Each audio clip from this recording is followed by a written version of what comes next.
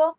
En esta ocasión contamos con varias participantes que van a estar contándonos un poco desde sus experiencias, desde su trabajo sobre la temática que nos convoca. La idea es tener un tiempo digamos, de espacio para que cada una pueda comentar un poco sobre lo que viene haciendo y luego habilitar un espacio de preguntas, como bien estaba comentando Andrea, ir viendo a ver qué surge a partir de eso. Así que yo las voy a presentar. Inicialmente, Inés Pérez es doctora en Ciencias Sociales y Humanas, es licenciada en Historia, docente e investigadora del CONICET, vicepresidenta de la Asociación Argentina para la Investigación en Historia de las Mujeres y Estudios de Género, ¿sí?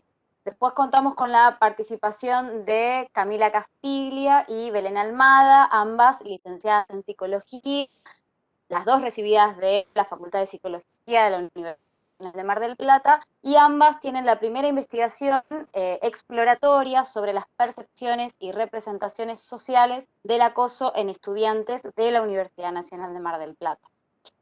Después contamos con la presencia de, Belén Berruti. Belén Berruti es además integrante del equipo de Activas, es licenciada en Psicología, docente de la Facultad de Psicología y de la Facultad de Humanidades, ¿sí? Y participa con nosotras en la organización y demás. Hoy la tenemos como disertante. Y después también contamos con la presencia de Alba Salinas, que es abogada, docente de la Facultad de Derecho, integrante del programa de Género de la Universidad Nacional de Mar del Plata y actualmente como Belén, coordinadoras del protocolo de la universidad, ¿sí?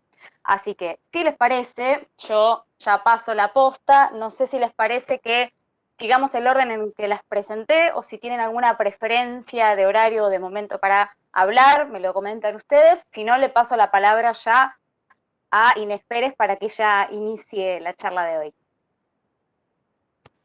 Muchas gracias. Acá me confirman si me están escuchando. Sí. Es un gran alivio porque mi micrófono no siempre anda bien. Si me habilitan para compartir un PowerPoint. Bien. Mientras tanto, sí, agradezco especialmente a Belén la invitación. ¿Cómo? Tengo dos Inés. Sí, me tenés que compartir, no a la que tiene el micrófono habilitado, sino la que tiene el video habilitado, porque esa es la computadora.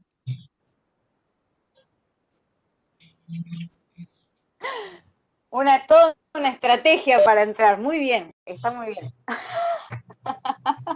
Sí, la tecnología tiene sus dificultades. Todavía no puedo compartir, pero en cuanto pueda lo comparto. Aprovecho mientras tanto para agradecer especialmente a Belén. Ahora se me fue y no puedo. Ahí está hablando Camila. Ahí está. Agradecer a las compañeras por este espacio.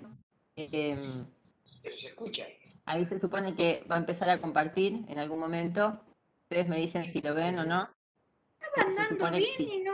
Modo solo audio. Sí, dice. por eso. ¿Y cómo se hace para poner? Buenísimo.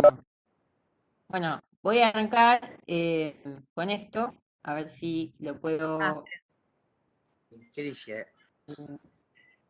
Acá dice. Abandonar la reunión, dice ahí. ¿La abandoné yo no? Voy a empezar con algunos datos para pensar en esto de las desigualdades de género en el mundo de la investigación científica y en las universidades. Algunos datos que a lo largo de la exposición voy a tratar de problematizar, pero me parecía que era importante para visualizar de qué estamos hablando cuando hablamos de desigualdades en el ámbito universitario y en el ámbito de la investigación científica. Entonces, en primer lugar, lo que tenemos acá es un gráfico que muestra la cantidad de becarias y de becarios, becaries en el CONICET en el año 2000, bueno, ahora esto no se ve porque los números están muy chiquitos, pero es 2007-2019 lo que se compara.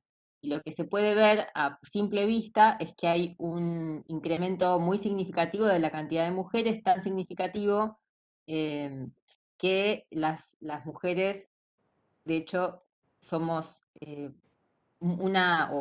las mujeres, las becarias son mucho más numerosas que los becarios. Ahí en el gráfico o en la tabla del costado se puede ver ese número con mayor precisión. En el 2007 había 3.363 becarias y casi se duplicó para el 2019, y en el caso de los becarios también, pero pero de hecho en proporción creció más la cantidad de becarias. Vamos a pasar ahora a ver qué pasa con investigadores en el CONICET. Yo no sé si la gente que está hoy conectada conoce cómo es la estructura en el CONICET, pero en el CONICET vos tenés becarios y luego investigadores. Los investigadores tienen una cantidad de derechos laborales mayores que los becarios, que tienen que ver con la estabilidad laboral, que tienen que ver con el hecho de cobrar aguinaldo, tener una obra social, en fin, una serie de derechos laborales que están garantizados para investigadores, pero no para becarios, que es una condición temporal. En el caso de investigadores, como se puede ver también, hay un crecimiento también notable de la cantidad de mujeres. En el año 2007, de hecho, había menos investigadoras mujeres que varones, y para el año 2019 esa proporción se invirtió, no solo creció como en el caso de becarios, sino también vemos acá esta inversión. Acá puse un gráfico para ver que esa incorporación de investigadores e investigadoras no es exactamente igual en todas las grandes áreas de conocimiento. Acá tenemos una clasificación por gran área de conocimiento y en general hay más mujeres que varones en casi todas, menos en las ciencias exactas y naturales y en la tecnología, donde los varones superan a las mujeres. Ahora, si bien esto es así, y luego vamos a pensar de todas maneras en el concepto de segregación horizontal, lo que sí también es muy visible es que hay una segregación vertical y que las mujeres estamos sobre representadas en las categorías inferiores, y a medida que se aumenta en la categoría de investigador, hay cada vez menos mujeres. Eso tiene un correlato directo en términos de los salarios y en términos también de elementos a los que te habilita esa categoría de investigador, digamos, ¿no? Entonces, en el caso de asistentes, que es la categoría más baja, hay muchas más mujeres que hombres, ahí lo pueden ver, 1.799 contra 1.131, en el 2019 estamos hablando. En adjuntos seguimos siendo más mujeres que varones, pero esa proporción, digamos, la diferencia se achica. Ya en independientes, que es la categoría siguiente, se invierte, son más varones que mujeres, y en las últimas dos categorías, principales y superiores, son muchos más varones que mujeres. Muchos más, en la última categoría, lo pueden ver, en investigadores superiores, son 3 veces más varones que mujeres, más de 3 veces más varones que mujeres. Estas desigualdades, digamos, que tienen que ver con esas estructuras jerárquicas, también se observan en las universidades, no es solamente en el sistema científico. Hablamos del CONICET cuando hablamos del sistema científico porque es uno de los organismos que más impacto tiene, digamos, en términos de la investigación y la construcción de conocimiento científico en la Argentina, pero si miramos en las universidades, que son las otras grandes instituciones de producción de conocimiento científico, esas jerarquías y esas desigualdades también se observan. Entonces, tenemos un dato, o para verlo así de nuevo en datos concretos, en el 2014 la mayoría de los estudiantes eran mujeres, y la mayoría de los graduados además eran mujeres, como se puede ver en el primer punto. Ahí, en el caso de las universidades, hay una segregación horizontal mucho más clara. Entonces, las mujeres somos mayoría, o son mayoría las estudiantes en carreras como ciencias de la salud o en carreras que tienen que ver con las ciencias humanas, pero cuando miramos las carreras que tienen que ver con ciencias aplicadas, esa proporción disminuye notablemente. Pasamos de un 73% de estudiantes mujeres en carreras de ciencias de la salud a un 36,3% en carreras de ciencias aplicadas. Y luego, a pesar de que vemos esta enorme mayoría de mujeres estudiantes y de mujeres graduadas, cuando miramos la planta docente de las universidades, esa proporción nuevamente se invierte. En el 2013, lo que se podía registrar es que el 51% de los docentes eran varones, y además, si lo mirás en términos de las jerarquías, ustedes seguramente conocen las jerarquías de los cargos docentes en las universidades, el cargo titular, que es el cargo de mayor jerarquía, eran en su mayoría ocupados por varones. El 61% de los titulares eran varones. Eso también se puede observar en las estructuras de gobierno de las universidades. En el 2013, que es para el año en el que conseguí los datos, solamente el 10,4% de las rectoras, el 10% de las rectoras eran mujeres. Ahora, me parecía que era importante empezar con esos números, ¿no? Para pensar efectivamente, bueno, cómo ver esas desigualdades. Y los números a veces resultan impactantes y permiten luego pensar algunas otras cosas, ¿no? Y la primera cosa que yo quería pensar era cuáles son los impactos de esas desigualdades. Hablaba recién de un impacto directo en términos de salarios. Hay un concepto que permite explicar las diferencias salariales entre varones y mujeres en el mercado de trabajo, que se refiere a la brecha salarial. Y eso da cuenta de el promedio, cuánto ganan las mujeres y en promedio cuánto ganan los varones. En términos generales, para la Argentina, en el 2019 esa brecha era en torno del 27%. Es decir, por cada 100 pesos en promedio que ganaba un varón, una mujer ganaba 27 pesos menos. Y entonces la primera, digamos, implicancia de estas desigualdades está ahí, en cómo esa segregación vertical, luego vamos a ver también, o se puede pensar también en la segregación horizontal, pero en este caso estamos pensando en la vertical, tiene directamente relación con los salarios.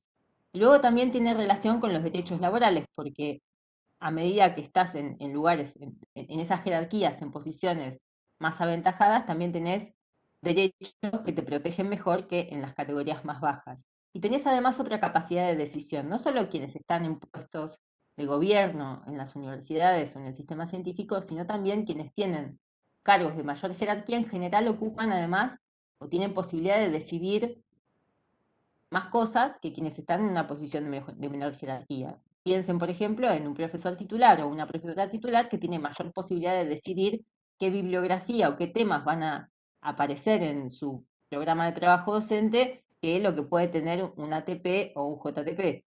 Y lo mismo pasa si vos pensás en un proyecto de investigación. El director o la directora del proyecto de investigación, que en general se definen por estas categorías, tiene mayor posibilidad de impactar o de decidir qué temas se van a investigar, qué temas no, qué tipo de datos sirven o no para, digamos, ¿no? Ahí hay como, no es solamente una cuestión de salarios y una cuestión de derechos, sino también cómo eso tiene un impacto muy fuerte en términos de la producción de conocimiento, en términos de lo que resulta relevante para ciertos sujetos o para ciertas sujetas, contemplar como importante para incluir en un programa, para incluir en la formación de nuevos profesionales o también para construir conocimiento nuevo. Todo el tiempo hablé de dos conceptos que tienen que ver con esto que aparece acá, la segregación y la desigualdad. Para pensar en general en el mercado de trabajo se construyeron estos conceptos que son el de la segregación horizontal y la segregación vertical. La segregación horizontal tiene que ver con esto que veíamos con los estudiantes y las estudiantes en distintas carreras y cómo hay una construcción que hace que ciertas carreras parezcan más amigables para ciertos sujetos, para las mujeres y otras carreras para otros sujetos. Entonces hay ciertos saberes y ciertas trayectorias profesionales que se construyen como más amigables para, y otras más amigables para. Esto se da en términos generales en todo el mercado de trabajo, pero esto se replica en las universidades y en el sistema científico. La segregación vertical es el concepto que permite explicar esto que decíamos antes, cómo se construyen esas jerarquías y hay una participación diferencial por género en las distintas categorías de esas jerarquías laborales, pero que son también jerarquías en esto que decíamos antes, la construcción del conocimiento o la formación de nuevos profesionales. Y esas jerarquías y esa segregación no se explican, como han mostrado montones de estudios, por distintos niveles de formación. Es decir, no es que hay diferentes, que las mujeres están, o los sujetos feminizados están menos formados que los varones y entonces por eso los varones ocupan posiciones de mayor jerarquía. Eso no se contrasta con los estudios empíricos, lo que se ve en realidad es que esa segregación tiene que ver con otros elementos. Y esos otros elementos están marcados, por un lado, con los estereotipos de género, por otro lado, con situaciones de violencia que se viven en estas instituciones, en las universidades y en el sistema científico, y por exclusiones que no solamente marcan a las mujeres, también marcan a otros sujetos. Las personas trans, por ejemplo, tienen una participación muchísimo menor tanto en las universidades como en el sistema científico, digamos, ¿no? Estoy hablando todo el tiempo de varones y mujeres porque esos son los datos que tenemos disponibles, pero si lo pensamos también en términos de otras identidades, esa desigualdad es todavía más notoria. Pero además, estas desigualdades se explican por la desigual distribución, o digamos, por las desigualdades que surgen de la división sexual del trabajo. Y a eso es a lo que en eso es en lo que me voy a enfocar ahora. Cuando hablamos de la desigual distribución del trabajo en relación a esto de la división sexual del trabajo, lo que estamos problematizando es justamente estas tareas no remuneradas que en general recaen sobre las mujeres o los sujetos feminizados, y que se identificaron por mucho tiempo como fruto o como respuesta al amor. Graffiti que retoma una de las ideas de Silvia Federici, esta idea de que no es amor, es trabajo.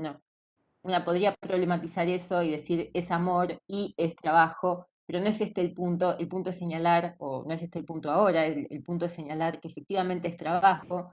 ¿Y por qué decimos que es trabajo? Decimos que es trabajo porque es una actividad que no es realizada necesariamente en provecho propio, sino para otros, es parte de una estructura social que permite sostener la vida social, que permite sostener la vida económica, que no es voluntaria, que hay que hacer, alguien la tiene que hacer. Lo que tiene que ver con el cuidado, lo que tiene que ver con el trabajo doméstico. Todos los sujetos, todas las personas necesitamos de cuidados en algún momento de nuestra vida.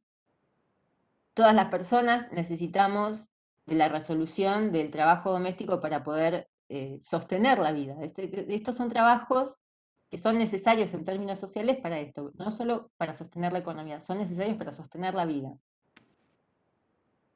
Ahora, esos trabajos no se distribuyen de manera igualitaria, sino que tienen las mujeres en general tenemos una carga mayor vinculada a esas tareas. Ahora, no todas las mujeres tampoco tenemos el mismo tipo de carga de trabajo doméstico y trabajo de cuidados. Acá hay un gráfico que permite ver, es un gráfico que está hecho a partir de encuestas de usos del tiempo y permite ver cuántas horas dedican diariamente mujeres y varones en distintos tipos de hogares a las tareas no remuneradas, al trabajo doméstico no remunerado. Eso quiere decir TDNR, lo que aparece ahí arriba. Y tenemos la población dividida en tres clases, la clase de servicios, la clase intermedia y la clase trabajadora. Esta construcción es una construcción, no viene necesariamente al caso que la analicemos en profundidad, pero sí tiene que ver con cómo se construye de esta manera. La clase de servicios es la clase de trabajadores que difícilmente pueden ser reemplazados. Tienen una larga formación, puede ser o no en el ámbito académico, pero tienen una larga formación, entonces reemplazar a un trabajador de esta categoría implica una dificultad importante porque tenés que pasar mucho tiempo formando a otro trabajador o a otra trabajadora para que pueda ocupar el mismo puesto. En cambio, la clase trabajadora, de acuerdo a cómo es construida en este esquema, está conformada por trabajadores y trabajadoras que son fácilmente reemplazables, que tienen una formación más corta y hacen una actividad, digamos, más mecánica, entonces es más fácil, más rápido formar un trabajador para poder reemplazarlo.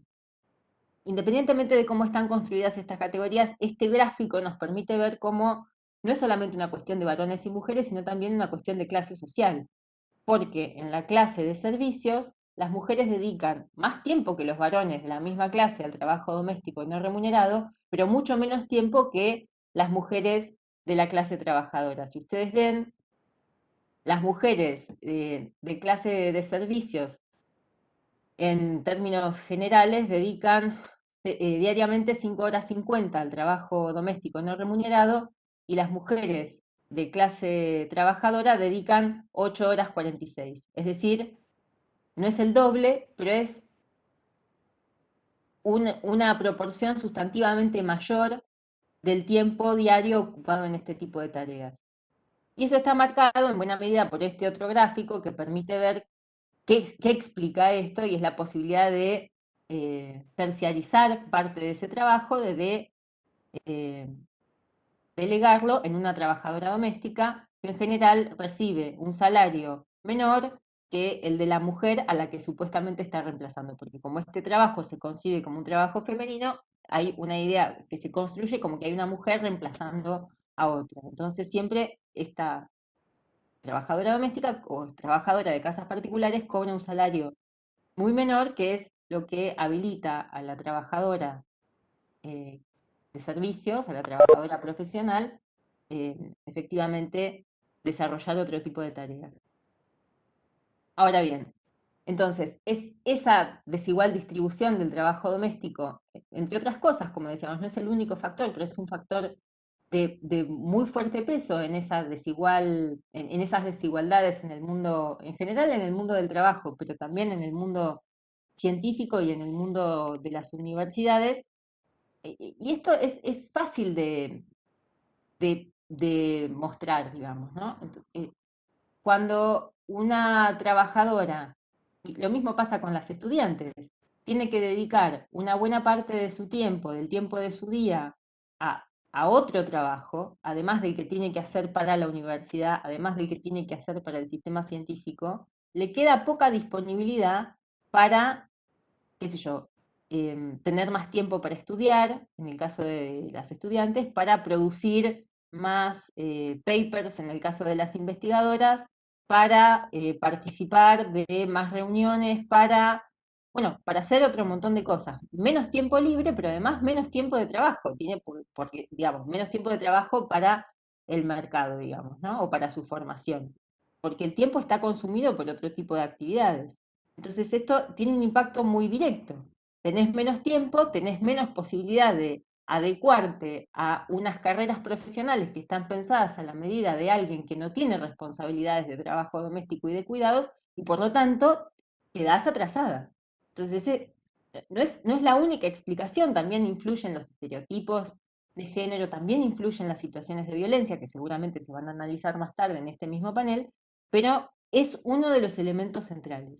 Y es un elemento que ahora en pandemia es particularmente notable. ¿Por qué es particularmente notable? En buena medida, y esto pasa tanto para docentes, investigadoras, como para estudiantes. ¿Qué es lo que se observa? En primer lugar, que las estrategias de cuidado que había pre-pandemia se desarticulan. Porque esas estrategias de cuidado descansaban en buena medida en esto que decíamos antes, la terciarización. La terciarización ya sea a partir del servicio doméstico o ya fuera a partir de, digamos, por una resolución privada o por una resolución pública, el cuidado vía las escuelas. Sin escuela, sin jardín, no hay manera de traspasar parte de esas responsabilidades de cuidado al ámbito público o al ámbito, o terciarizarlo en una trabajadora, que era lo que permitía a buena parte de las mujeres sostener, conciliar, ese término que se usa habitualmente en la literatura, mejor esos dos tipos de demanda. Hay un estudio publicado en la página de la RUGE para la Universidad de Santiago del Estero, donde se observa esto, que el 50% de las mujeres encuestadas son las únicas personas a cargo de sus hijos. Ahora, incluso cuando no son las únicas personas a cargo de sus hijos, como existe esta desigual distribución del trabajo doméstico y de cuidados, en general son las mujeres las que absorben esa carga. Bueno, en este estudio de la UNCE, el 46% de esas mujeres encargadas, como únicas personas encargadas del cuidado de sus hijos, eh, eran estudiantes, y el 98%, casi todas, percibían tener una sobrecarga de tareas.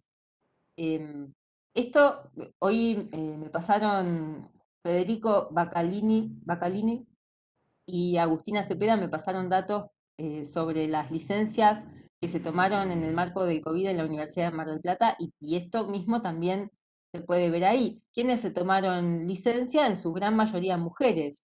Hay 15 licencias pedidas por docentes mujeres contra 2 licencias por cuidado pedidas por docentes varones. Y eso tiene que ver con esta percepción de que el cuidado y el trabajo doméstico es una tarea eminentemente femenina. Bueno, pero entonces, en pandemia se desarticulan las estrategias de cuidado previas, hay un aumento en general de la demanda laboral vinculada a la virtualización, y esto pasa tanto para estudiantes como para docentes. En Mar del Plata, hace unos meses, ADUM hizo una encuesta y ahí observaban que casi el 80% de los docentes que completaron la encuesta sostenía que la virtualización había implicado más horas de trabajo semanales. Y esas más horas de trabajo semanales, además compiten con estas otras horas, esta otra demanda de trabajo no remunerado que aparece por esa desarticulación de las estrategias de cuidado que decíamos antes, ¿no? Y además lo que se Perdón, observa es una Inés, superposición. Sí. perdón, disculpa, te molesto un cachito. Últimos minutitos, así ya vamos cerrando la idea y pasamos para Camila y Belén. Tenía que cortarte, perdona. Está muy bien, ya termino igual. Era esto nada más, hablar de la superposición de actividades y la sobrecarga de trabajo y cómo hay una percepción mayor de esa sobrecarga de trabajo en general de parte de las mujeres, insisto, docentes, estudiantes, investigadoras en general, que tiene que ver con esto que decíamos antes. Ahí terminaba. Así que muchas gracias y paso la palabra. Ay, perdón, te corté justo los últimos 2 minutos, mira. Bien, perfecto. Muchas gracias, Inés. Un placer escucharte y ver ahí las filminas que compartiste con nosotras. Le paso la palabra a Camila Castilla y Belén Almada, ¿sí? No sé, Andrés, si hay que pasarle ahora el rol de presentadoras a las muchachas después de Inés, así pueden compartir pantalla. Hola, buenas tardes. Sí, deberían permitirnos compartir pantalla y voy a apagar la cámara así no se me traba por Wi-Fi y esas cosas. Perfecto. Cuando Ahí estén comparto. listas, arranquen nomás. Dale. ¿Están viendo mi pantalla en este momento? No, todavía no. A ver. Ahí voy, espera. Ahora sí. ¿Ahí? Perfecto. Ahí comenzamos. Bueno, ¿se escucha bien? Se escucha bien. Perfecto. Sí, se escucha. Bueno, ya nos presentaron. Mi nombre es Belén y mi compañera es Camila.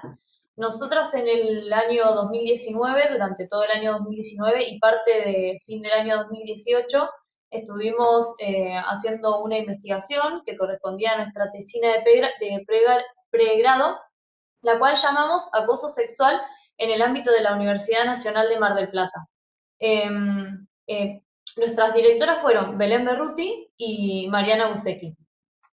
En parte elegimos esta temática, el acoso sexual en el ámbito universitario, porque pensamos que la violencia sexista es una problemática actual que es muy poco explorada en el ámbito académico, tanto marplatense como en todas las universidades argentinas.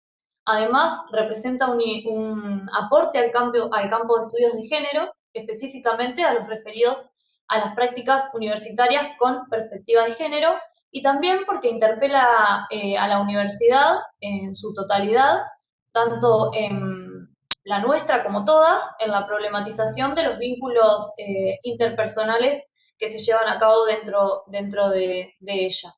Bien, nuestra investigación persiguió objetivos generales como objetivos específicos. Los objetivos generales estuvieron vinculados a la exploración de las formas en que los y las estudiantes universitarios y universitarias de la Universidad Nacional de Mar del Plata perciben y experimentan el acoso sexual en el ámbito de estudio, en su ámbito de estudio, perdón. Por otro lado, conocer las representaciones sociales de los y las estudiantes en torno a la violencia de género y específicamente del acoso sexual en el contexto universitario. Más específicamente, nuestra investigación se dirigió a poder identificar las frecuencias de situaciones de acoso sexual en estudiantes de la Universidad Nacional de Mar del Plata, clarificar qué comportamientos son considerados como acoso sexual, analizar la influencia de la variable género en la percepción del acoso sexual y describir la incidencia de las relaciones de poder en las situaciones de acoso sexual.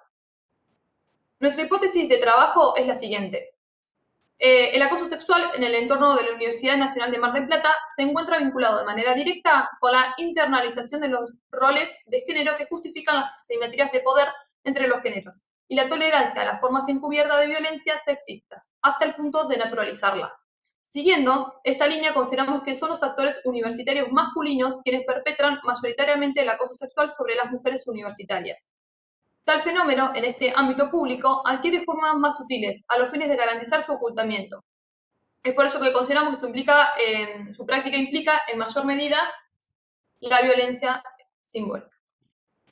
Bueno, parte de la investigación en el marco teórico, nosotros elegimos 6 conceptos teóricos a partir de los cuales fuimos analizando toda la información que fuimos recolectando, y estos conceptos fueron acoso sexual de manera principal, patriarcado, género, poder en las relaciones de género, violencia simbólica y representaciones sociales.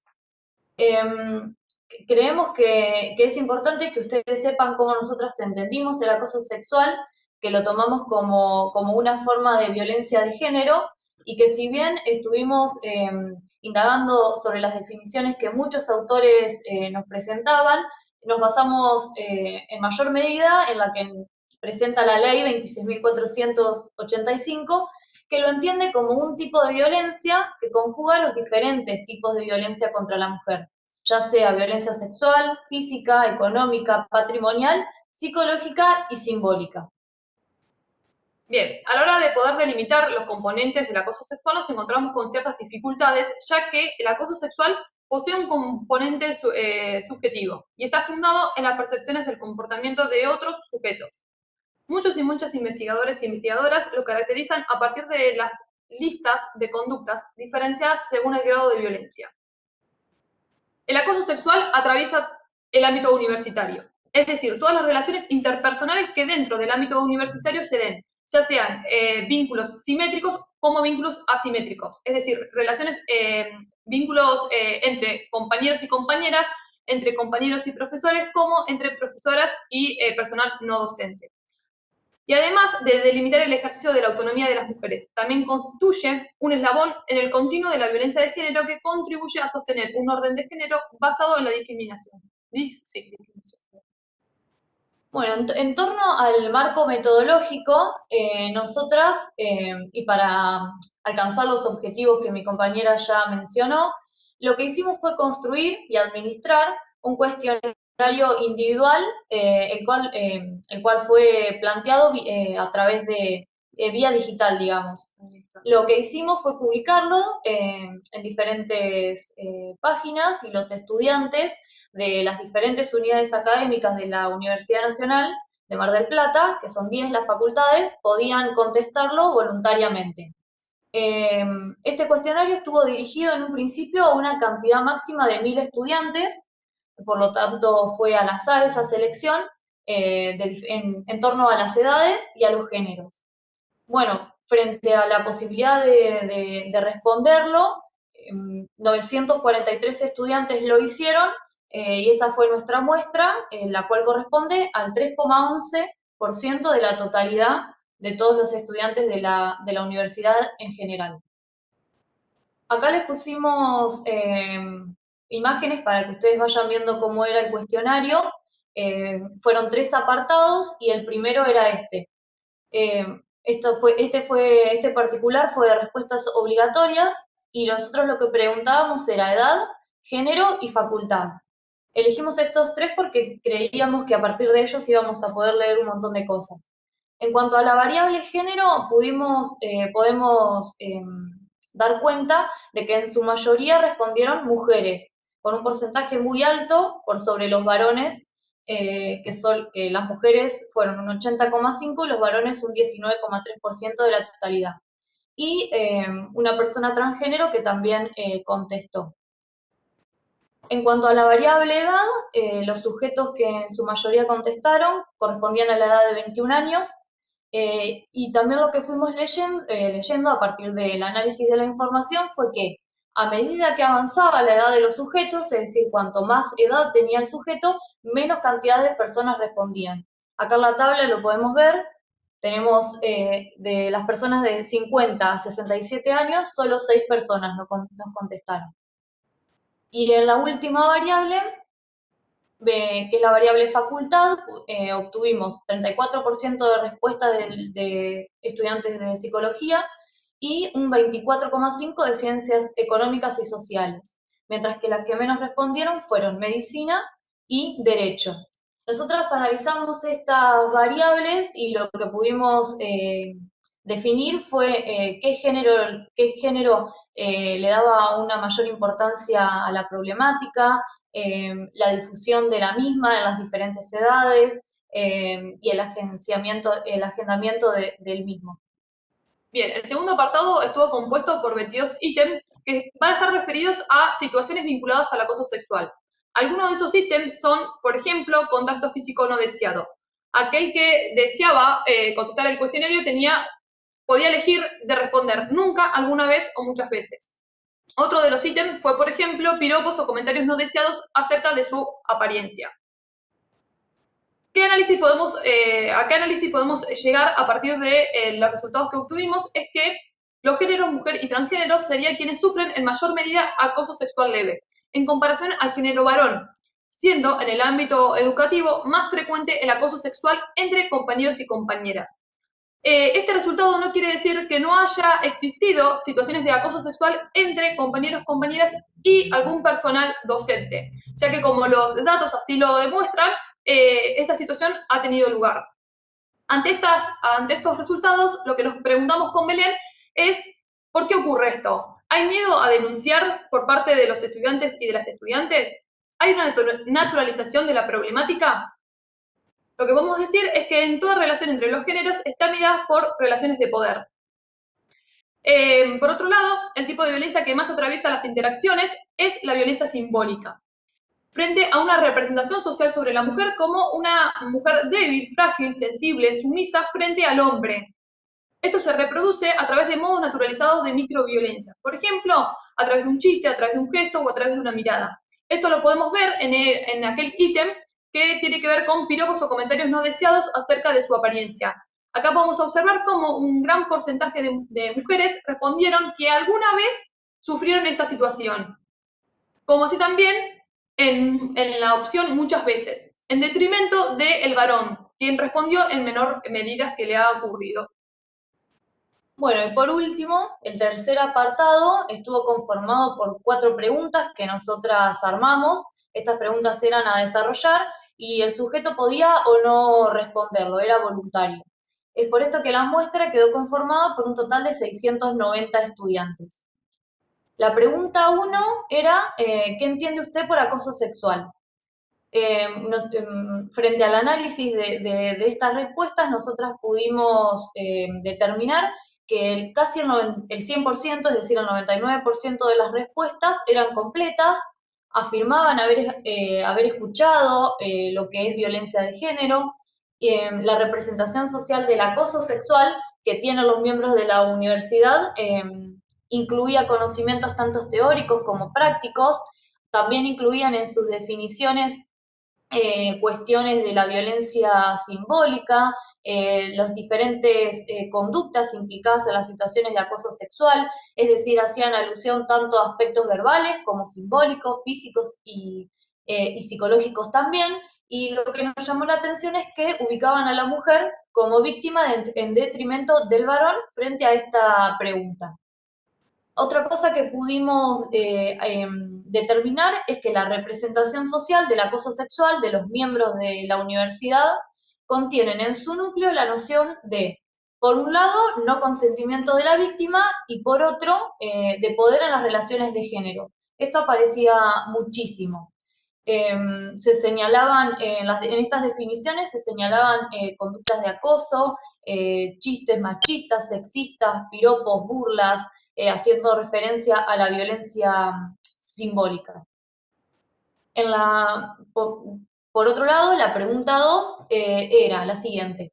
Si usted se viera ante una situación de acoso sexual, ¿qué haría? Bueno, las respuestas variaban de acuerdo a la posición tomada por el estudiante. Por un lado, había personas que se posicionaban como la víctima de la situación, mientras que otros como el espectador. las respuestas más recurrentes fueron ¿qué harían? Frente a qué harían, recurrirían a ayuda externa, denunciarían, escracharían o se defenderían a través de los gritos, de correr, de pegar, etc.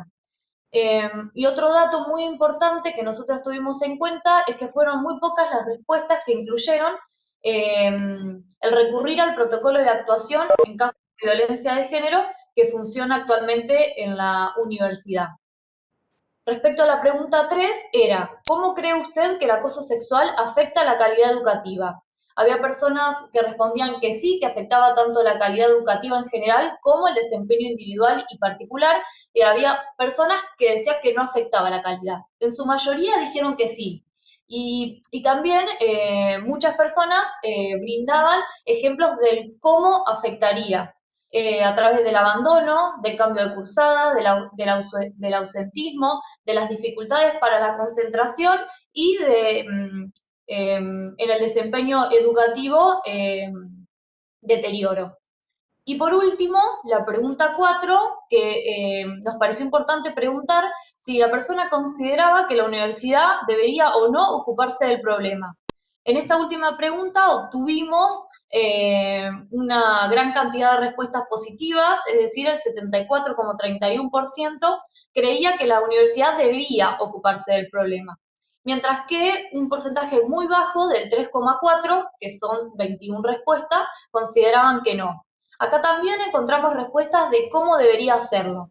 Por ejemplo, expulsar de la unidad académica, es decir, de la facultad al victimario, también la creación de espacios de reflexión. Encontramos un alto porcentaje de respuestas que hacían alusión a los escraches públicos y otra vez se repetía esto de una poca alusión a recurrir al protocolo de actuación. Bien, nuestras consideraciones finales son las siguientes. De la hipótesis de trabajo, lo que corroboramos es que el acoso sexual en el entorno universitario se encuentra vinculado de manera directa con la internalización de los roles de género que justifican las asimetrías de poder entre los géneros y la tolerancia a formas encubiertas de violencias sexistas hasta el punto de naturalizarla. Lo que vamos a falsear es que el fenómeno de acoso sexual se presenta en mayor medida de manera invisibilizada, ya sea desde quien lo practica como desde quien lo recibe. Por lo contrario, observamos una serie de prácticas realizadas, cursos, charlas, congresos, marchas, en pos de intervenir para visibilizar, prevenir y erradicar la violencia contra las mujeres.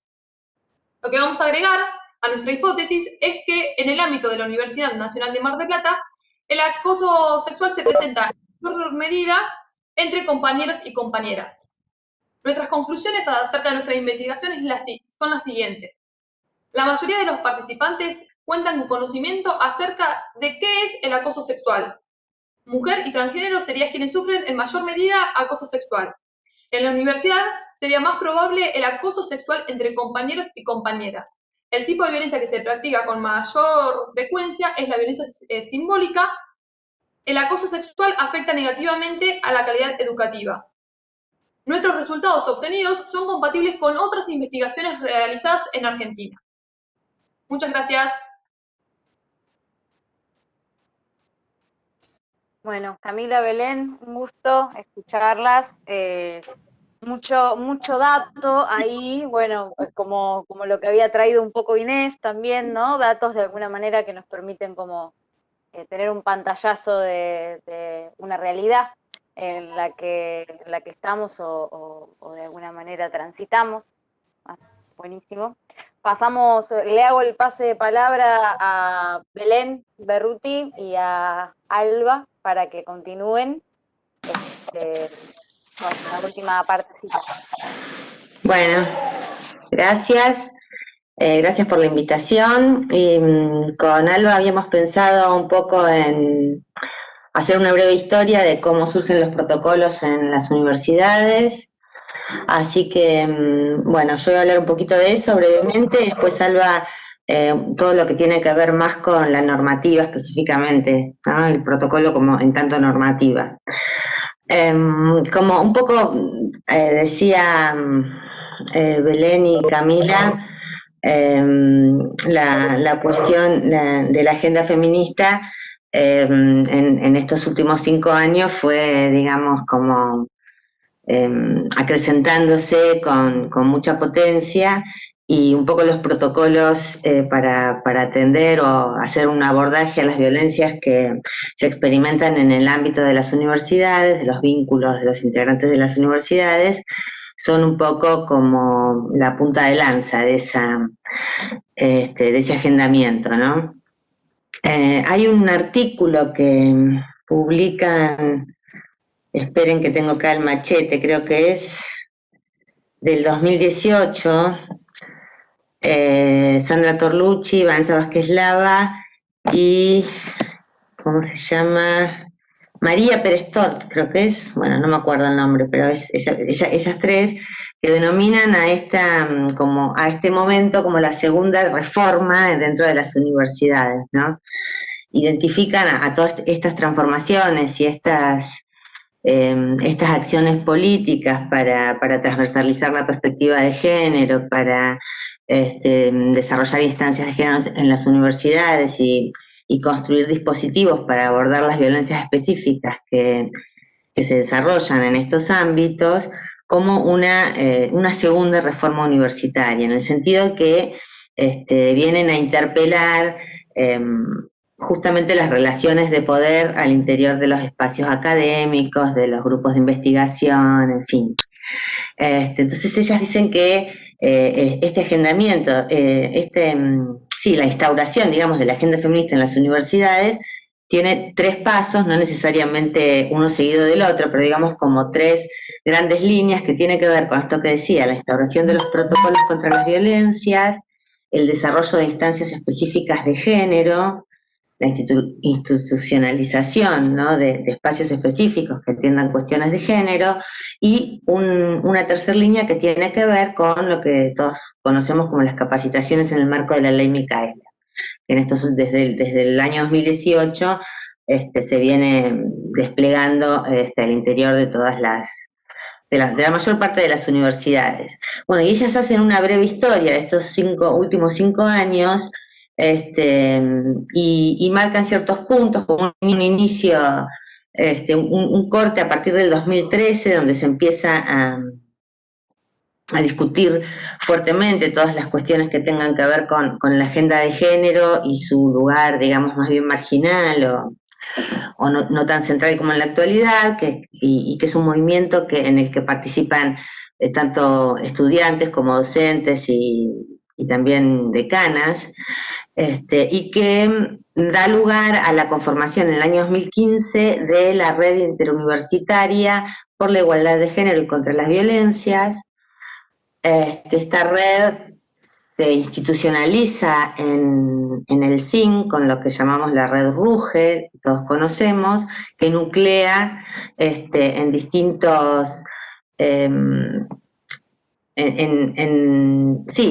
el marco del CIN, los distintos dispositivos y líneas de trabajo en relación fundamentalmente con el abordaje que se hace a las violencias, ¿no? La red RUGE se institucionaliza en el año 2018, y también surge otra red en el marco de las de universidades, pero en Latinoamérica, que se llama RUGETS, que también es más o menos contemporánea a cuando surge la red RUGE, y bueno, y desde esos distintos espacios lo que se intenta hacer es justamente fortalecer el impulso de esta agenda feminista en las universidades, que por supuesto viene muy empujada por todo lo que significó en Argentina y en Latinoamérica el movimiento Ni Una Menos. Mar del Plata obviamente pertenece está representada en la red RUGE. Nosotros pertenecemos al CEPRES bonaerense, que está coordinado por la Universidad Nacional de La Plata, y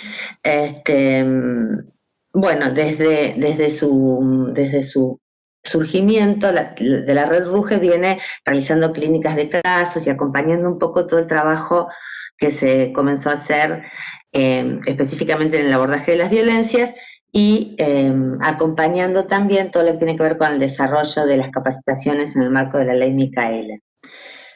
Los dispositivos, estos famosos protocolos, de abordaje a las violencias comienzan a surgir en el año 2014, tienen un fuerte desarrollo en el año 2017, donde surgen casi el 30% de los protocolos que en la actualidad están en casi todas las universidades del país.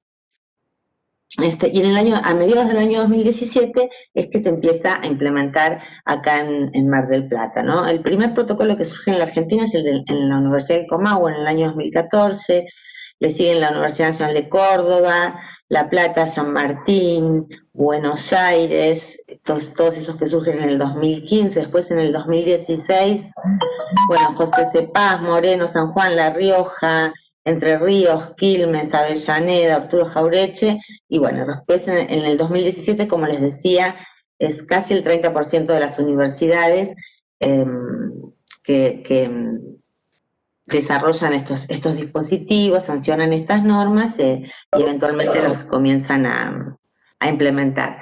Actualmente de las 56 universidades nacionales, 50 poseen estos dispositivos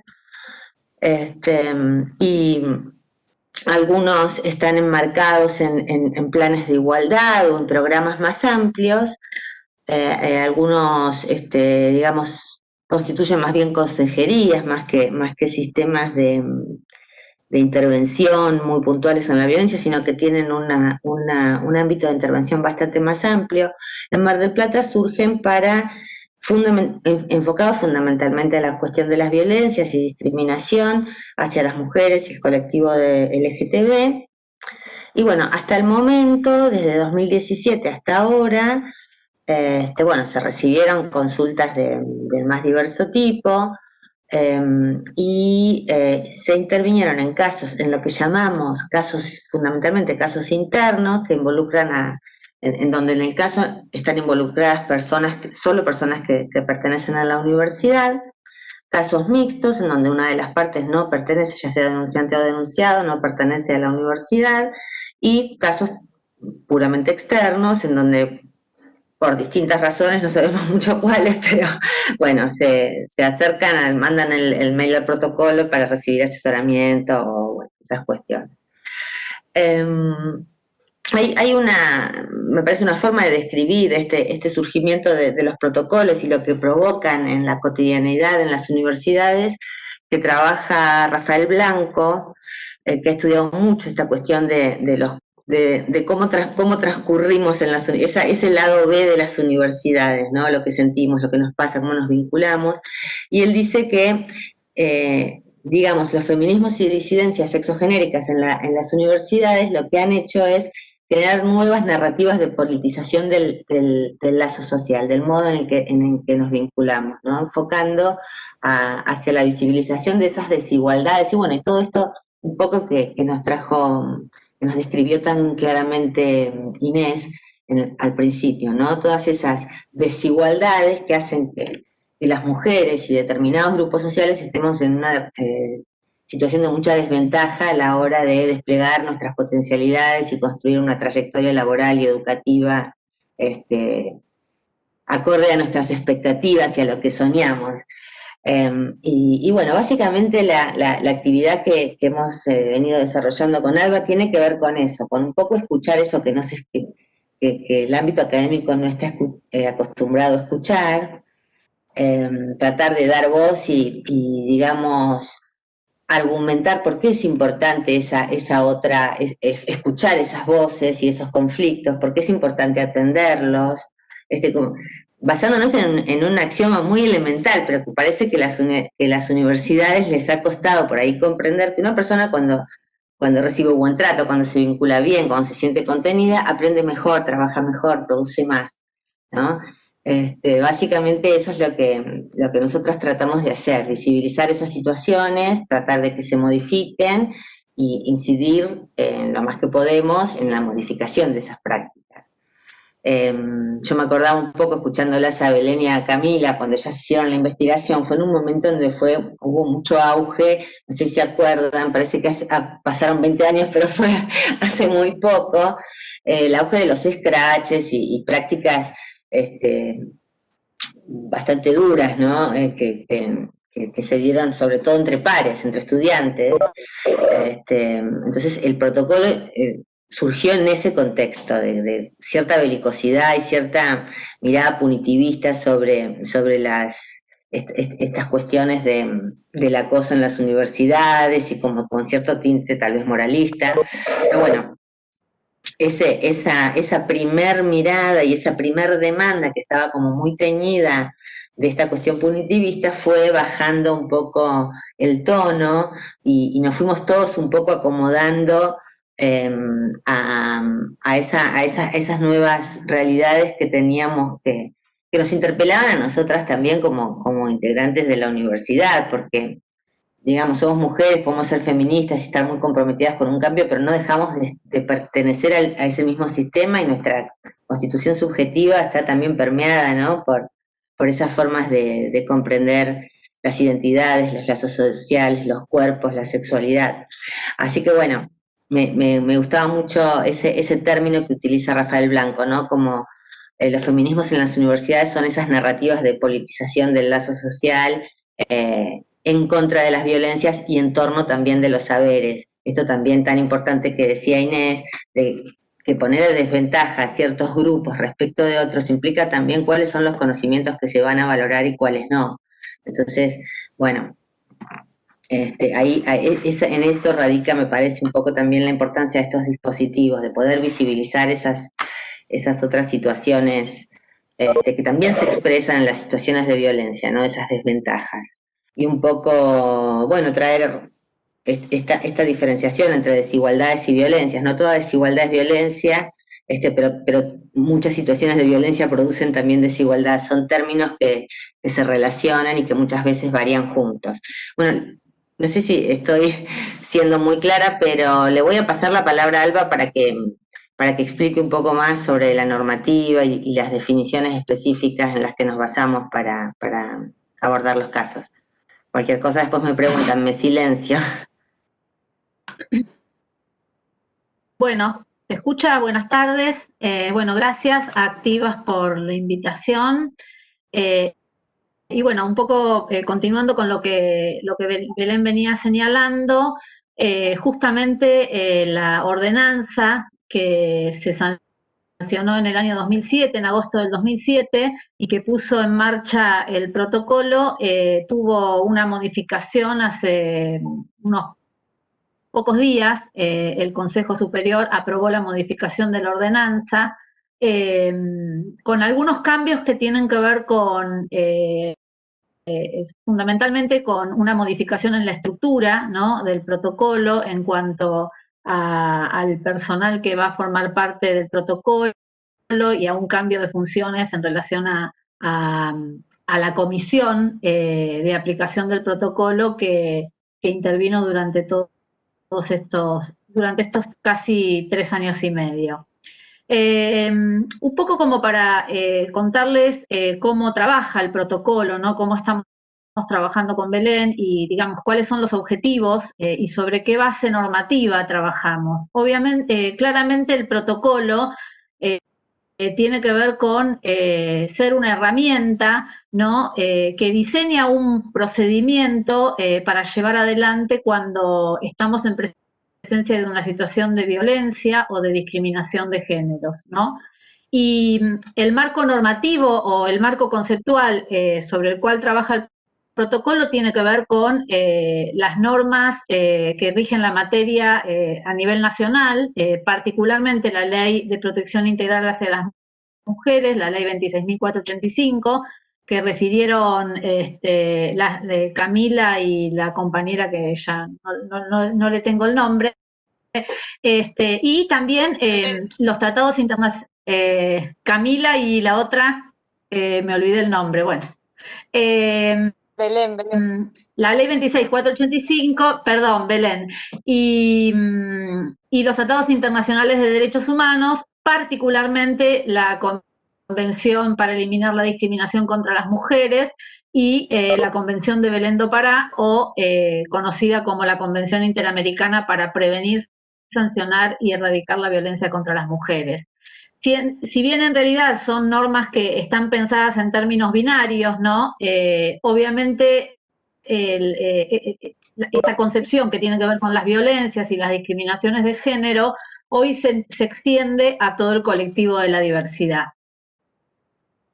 Entonces, ese sería el marco normativo sobre la base sobre la cual trabajamos en el protocolo, marco normativo básico, al cual obviamente le agregamos toda una normativa anexa, como es la Ley de Identidad de Género, la Convención de los Derechos de la Niñez, cuando las personas afectadas tienen que ver con niñez y adolescentes, particularmente en lo que refiere con el Colegio Ilia. Entre los objetivos del protocolo que tenía la 2380 y que sigue teniendo esta nueva ordenanza, están fundamentalmente planteados en términos de pensar una institución libre de discriminaciones y violencias de género, ¿no?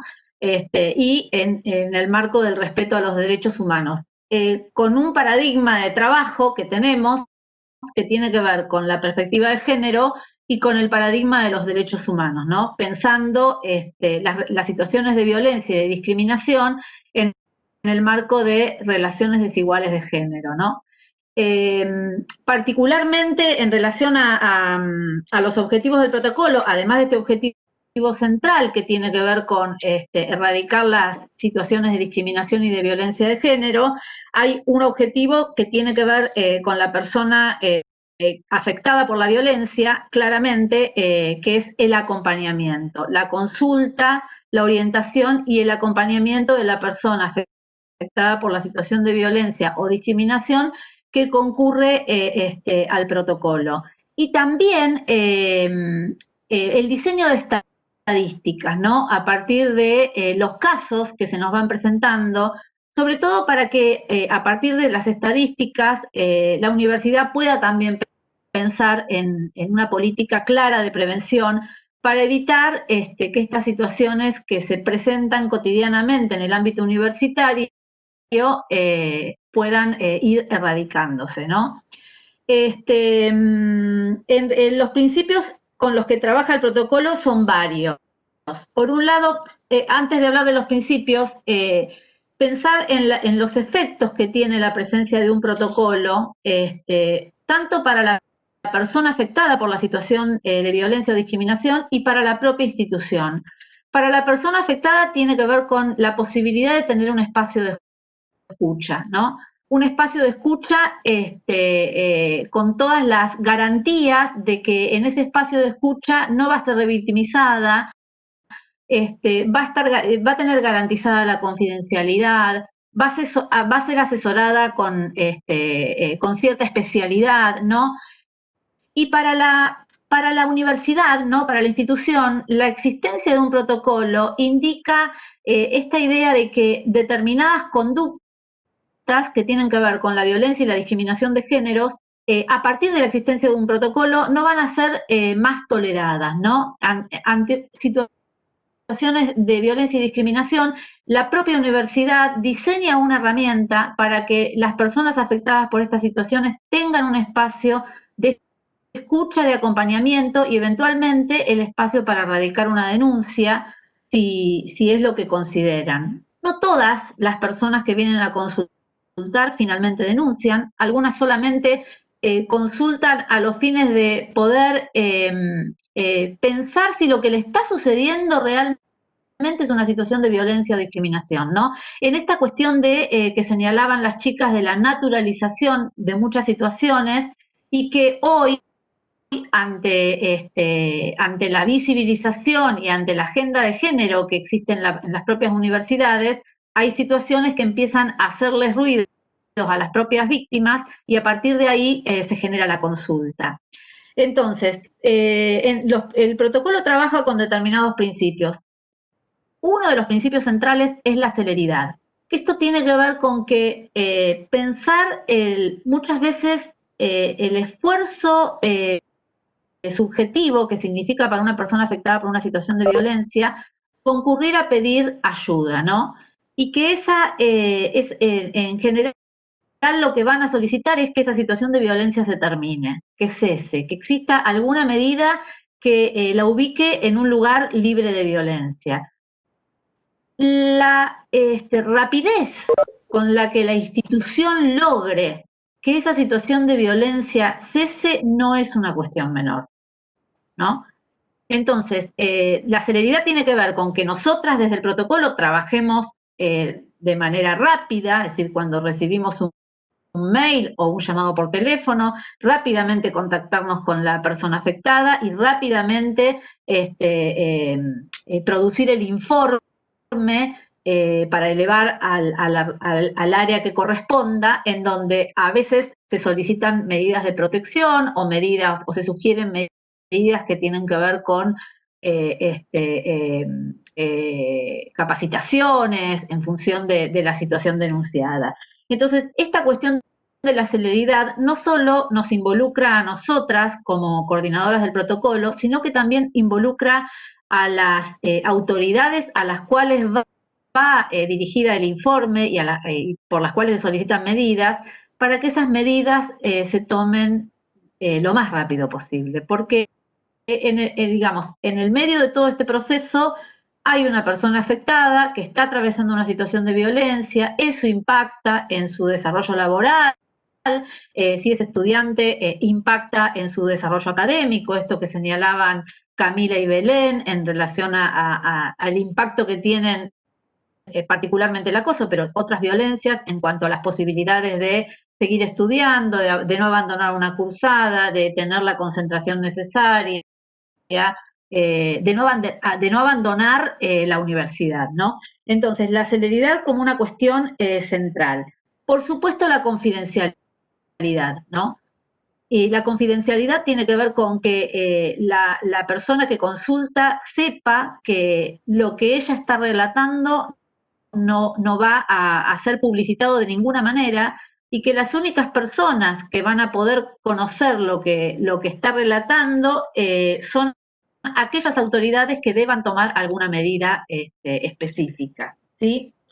Por otro lado, la no revictimización, ¿no? Que tiene que ver no solamente con nuestra propia actuación como coordinadoras, sino también con los pasos subsiguientes que va dando la universidad en relación a una denuncia efectuada, ¿no? Y esa no revictimización tiene que ver con que la universidad tiene que dar una respuesta, ¿no? Una respuesta que sea rápida y que logre que esa situación de violencia denunciada finalmente se termine, ¿sí? La falta de respuesta es revictimización y también es violencia institucional, ¿sí? En estos términos lo define la propia ley 26485. Obviamente el asesoramiento integral, que tiene que ver con poder orientar a la consultante en relación a cuáles son todas las vías posibles que tiene en función del relato que nos presenta, incluso muchas consultas que recibimos que no tienen que ver con situaciones de violencia en el ámbito de la vida universitaria, sino que quizás son situaciones de violencia doméstica o de otra índole y que bueno, en el marco de nuestros conocimientos también las orientamos y a veces hacemos las derivaciones como para que puedan tener una respuesta, aunque no tenga que ver específicamente con una situación de violencia en el ámbito universitario. Obviamente siempre que sepamos en relación a lo que se está consultando, ¿no? Y no sé si me estoy olvidando de algo, pero también esta nueva ordenanza específicamente plantea que el protocolo no tiene una finalidad sancionatoria, ¿no? Porque muchas veces también ante la consulta, a veces se espera que el protocolo sea el espacio en donde se sanciona a una persona que ha ejercido violencia o discriminación, ¿no? Y no es, el objetivo del protocolo no es sancionar a nadie, no somos ni juezas ni fiscales, sino que lo que hacemos es a partir de una situación de violencia denunciada, efectuar un informe en donde se sugieren medidas y en el caso en que la persona afectada decida hacer una acción administrativa, bueno, en el propio informe señala esta situación para que se efectúe el procedimiento administrativo que corresponde. En relación a cómo es la nueva estructura del protocolo, esta nueva estructura está formada por la comisión, que la comisión es un espacio integrado por representantes de cada unidad académica, ¿no? Y que este espacio sigue existiendo, pero con finalidades distintas a las que tenía hasta que se reformó la ordenanza. Y las funciones de la comisión van a tener que ver fundamentalmente con actividades de difusión, de sensibilización, y no con el tratamiento de casos, ¿no? El tratamiento de los casos va a depender de un equipo técnico que amplía su número y que sobre todo, y es una de las reformas que nos parecen centrales, que este equipo técnico que en la primera ordenanza era un equipo ad honorem, en este caso va a ser un equipo técnico con profesionales rentados, además de una coordinadora técnica que va a trabajar en forma coordinada con estos profesionales del equipo técnico. Y por otro lado, una coordinadora general que tiene más un perfil institucional y que tiene que ver con la idea de la coordinadora general está pensada para ser una articuladora con las distintas unidades de gestión a los fines de poder lograr el tratamiento de los casos de la manera más rápida posible, diseñar actividades de capacitación, de sensibilización, coordinadamente con la comisión. Digamos, esta nueva estructura es una estructura con más personal, que bueno, que claramente va a permitir un trabajo muchísimo más fluido y en relación a cómo se venía trabajando en relación a la ordenanza anterior, y por sobre todo los casos, bueno, que el espacio en donde se trabajan los casos esté integrado por personas profesionales que tengan experiencia en la atención y el acompañamiento de personas afectadas por situaciones de violencia o discriminación.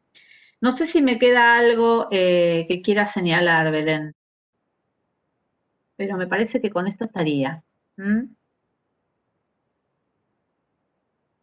Bien, perfecto. ¿Agregar algo? No sé, Belén, si querés agregar algo, si no ya habilitamos los micrófonos y abrimos a la posibilidad de que hagan alguna pregunta, si alguien quiere.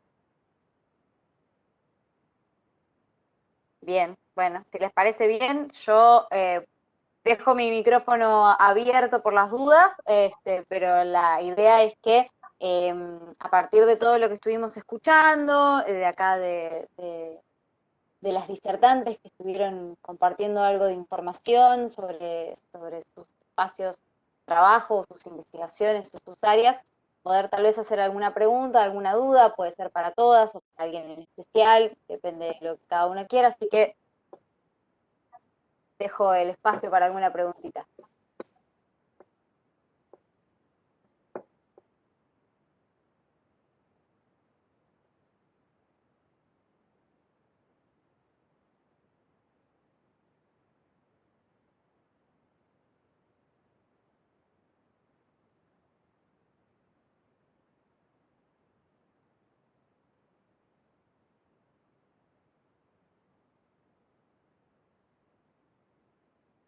Hola, estoy sin cámara, perdón, Gabriela soy yo, trabajadora social. Soy parte de la comisión actual. Hola, Alba y Belén. No, Hola, lo que Gaby. quería, ¿cómo andan? Entonces no puedo poner la cámara en el celular, perdón. No, quería acotar más que una pregunta. Yo conozco el trabajo hace 3 años y pico, estoy del principio del protocolo. Es fundamental la revisión que se hizo en Mar del Plata, es prioritario y creo que en la mayoría de las universidades se debe hacer porque el protocolo empieza de una forma, estos dispositivos, y después en la marcha uno va viendo no errores, sino cuestiones que van quedando afuera, que así, la verdad que celebro la reforma que hicimos y que haya sido aprobada y creo que es importante en la universidad este tipo de dispositivos y políticas con perspectiva de género y que apunten al tema de género y de violencia. Solo ese comentario. Sí, yo no lo señalé, pero el proyecto de reforma fue elaborado por la comisión y a partir de precisamente la experiencia de los 2 años de trabajo en el protocolo. En realidad yo me incorporé al protocolo recién en agosto del año pasado. La que ha trabajado desde el inicio como coordinadora ha sido Belén, ¿no? Y ese proceso de reforma tiene que ver con la experiencia de esos 2 años y de, bueno, ajustar cuestiones que van apareciendo, como dice Gabriela, sobre la marcha. La aplicación de una normativa que hasta que no se empieza a aplicar, no se sabe bien si va a funcionar, no va a funcionar.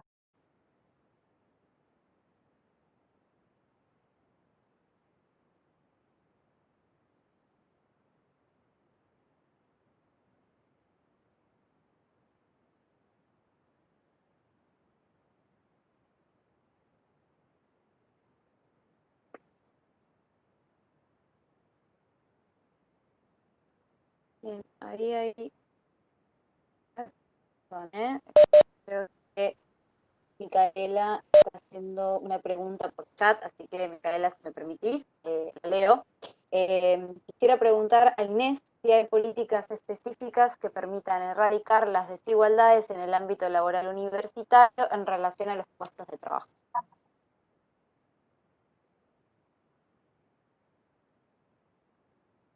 No sé si se va a escuchar porque me desconecté del teléfono y ahora solo tengo este micrófono.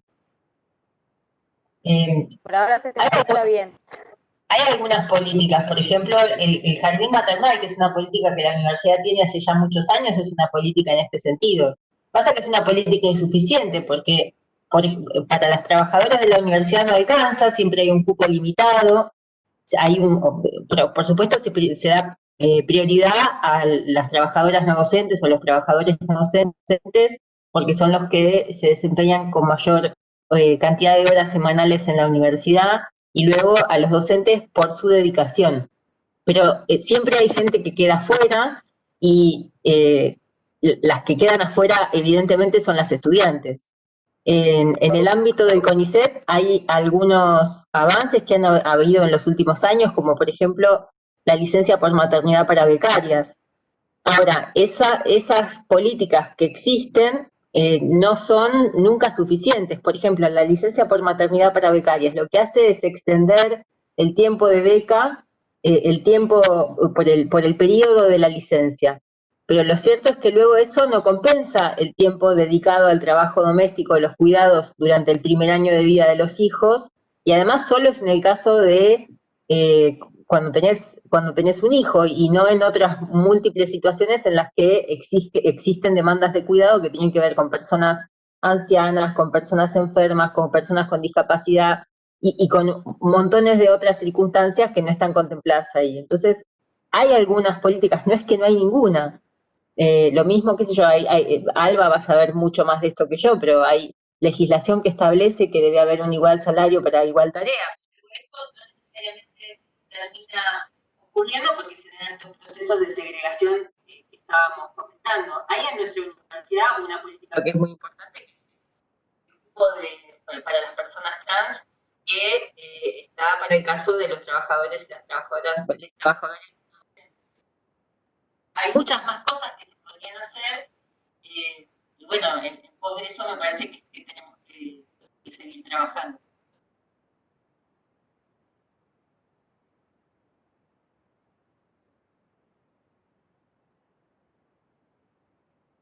Bien, buenísimo.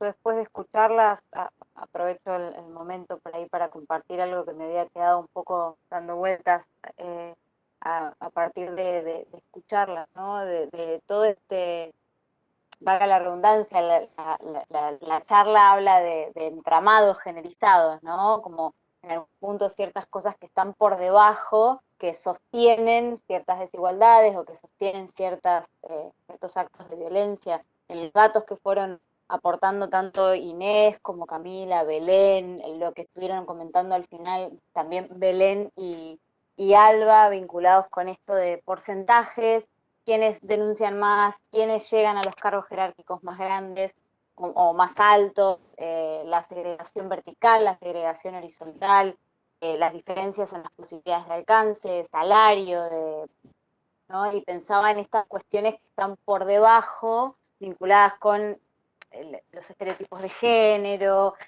los aspectos más cristalizados o naturalizados que de alguna manera sostienen esas prácticas, que se quiere poner de esa manera, ¿no? Y que se están intentando hoy por hoy, por distintos medios o distintas cuestiones, romper, transformar, ¿no? Como generar otras realidades.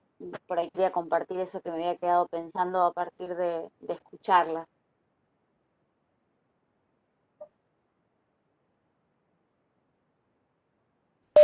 Sí, en ese marco la ley Micaela es central, ¿no? Que pueda haber un proceso de formación continuo que tenga que ver con estas cuestiones que en realidad son cuestiones que sostienen, ¿no?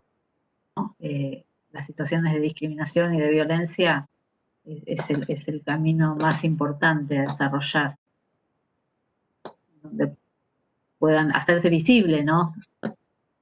Determinadas situaciones que aún hoy siguen estando invisibilizadas. Es así.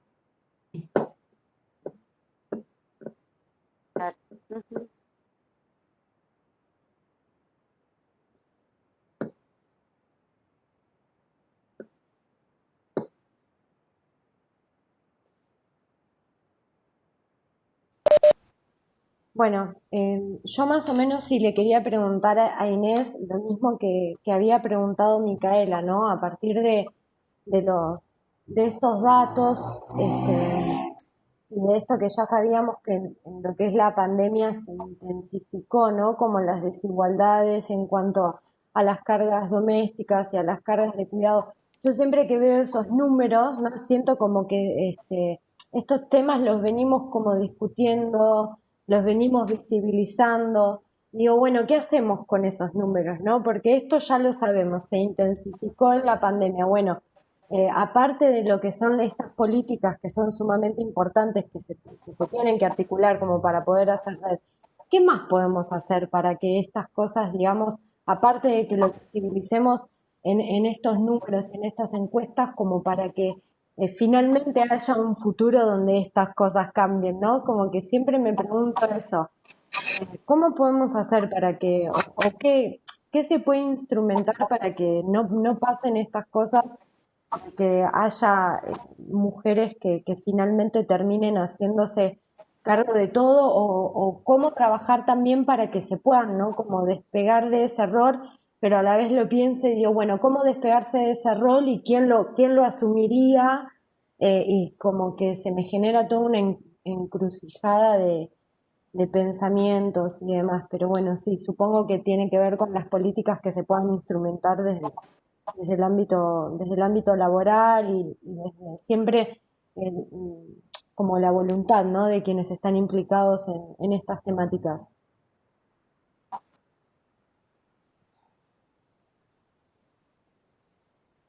Hay como dos grandes líneas de cosas que se pueden hacer o que se deberían hacer en ese sentido, ¿no?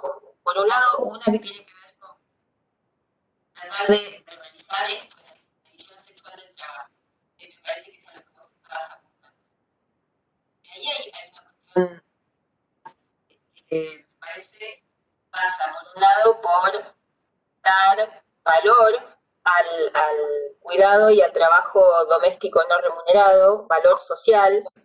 Y eso es una disputa difícil, porque todo el tiempo da lugar a nuevas desigualdades. Entonces, además hay reapropiaciones de las cuestiones que creamos o crearon las feministas, como la noción de cuidado, que es una noción que surge del campo feminista. Luego, hoy en día está siendo apropiada por una multiplicidad de discursos que la usan para hablar de cosas que no necesariamente son lo que pensamos cuando decimos en primera instancia cuidado. Pero luego también porque da lugar a desigualdades, entonces hay algunas profesiones que a partir de la asociación a la idea de cuidado se despegan de la idea de trabajo doméstico y el trabajo doméstico queda como lo no valorado, como lo que no tiene valor en términos sociales. Entonces, por un lado permite realizar ciertas tareas, pero al mismo tiempo deja en un lugar relegado a otras. Entonces ahí hay una gran disputa que tiene que ver con establecer el valor social que implica en este sentido que hablábamos antes, ¿no? Estas tareas suponen o son necesarias para la reproducción de la vida, son necesarias para el sostenimiento de la vida y después de cualquier otra cosa. Y como en ese sentido me parece que la política más clara en términos de ir en contra de la división sexual del trabajo va por ese lado, pero hay que ser cuidadosas porque eso puede redundar, como decía, en nuevas jerarquizaciones, puede redundar en la apropiación de las nociones feministas para hablar de otras cosas, y puede redundar también, y esto también las feministas lo sabemos bien, en un reforzamiento de ese lugar doméstico de las mujeres. Y por otro lado, esa es una línea. Y la otra línea me parece que tiene que ver con pensar en lo que también las feministas han identificado como el diamante de cuidado, el lugar que ocupan las familias, el mercado, el Estado y las organizaciones de la sociedad civil en la resolución de esas tareas domésticas y de cuidado. No pensar que solo se deberían resolver en el ámbito doméstico, sino que ahí el Estado fundamentalmente tiene un lugar importante a cumplir. Entonces, cuando pensamos en cómo redistribuir ese trabajo de una manera más igualitaria, por un lado tiene que ver con involucrar más claramente a los varones en su resolución, pero también con involucrar al Estado. Y que eso no termine resolviéndose de manera privada a partir de la contratación de una trabajadora precarizada o a partir de una cadena de cuidado que implica eso, la precarización de quien va a resolver esa tarea. Sino que el Estado tiene que ocupar en esa resolución un papel muy central. Entonces, esas son como dos grandes líneas rectoras. Después de ahí hay que pensar las políticas que, decían, bueno, me parece que el protocolo es bien interesante, hay una política primero se formuló y luego, en poco tiempo, porque finalmente 2 años es poco tiempo, o 3 años y medio que hace que está funcionando, es poco tiempo para pensar en esa reformulación que me parece que justamente da lugar a una política más eficaz, a una política más atenta a los objetivos que inicialmente tenía. Entonces, bueno, se pueden ir pensando distintas estrategias que después habrá que reformular, porque seguramente la estrategia que se piensa inicialmente no va a ser la mejor, pero luego habrá que ir reformulándola y será también objeto de disputas entre distintas voces, distintos actores, distintas actoras y demás, ¿no? Pero bueno.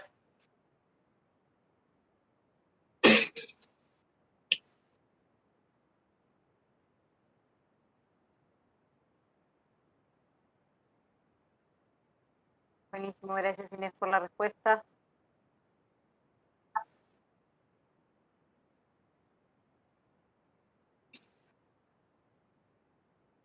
Bien. No sé si alguien más tiene alguna pregunta para hacer. Este es el momento.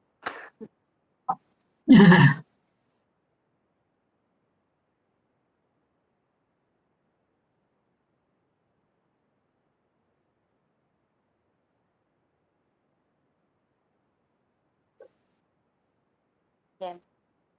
Bueno, si no hay ninguna pregunta más, entonces vamos a dar por terminado el encuentro de hoy. Particularmente, como parte del equipo de activas, venimos desarrollando esta maratona con una frecuencia quincenal, con muchas ganas. La verdad que todos los encuentros han tenido su encanto y han sido un poco como una charla cómoda, donde hemos podido aprender y compartir desde distintos espacios y tareas, funciones y temáticas, permitirnos un pequeño encuentro para pensar algunas de estas cosas, tal vez para compartir en relación a lo que se viene haciendo en distintos espacios, a cuestiones que estamos pensando y demás. Así que En primer lugar, agradecerles muchísimo el tiempo a todas las que se sumaron hoy. Un placer ha sido escucharlas. Y nada, por lo pronto, desde mi lugar, agradecerles a todas en este sentido.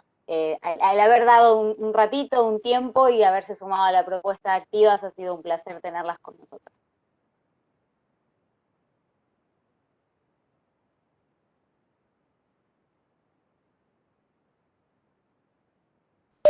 Muy bien. Y si les parece, cerramos. Muchas gracias. Hacemos el aplauso. Eso. Eso, No nos el olvidemos aplauso del nos falta aplauso. porque siempre terminamos con un aplauso. Que es algo que se extraña de la presencialidad. El aplauso cuando se termina un encuentro, una charla, no está, así que es como un acercamiento. Muchas gracias nuevamente a nuestras disertantes y todes quienes pudieron sumarse a la charla del día de hoy. Gracias a todas. Muchas gracias. Adiós, gracias.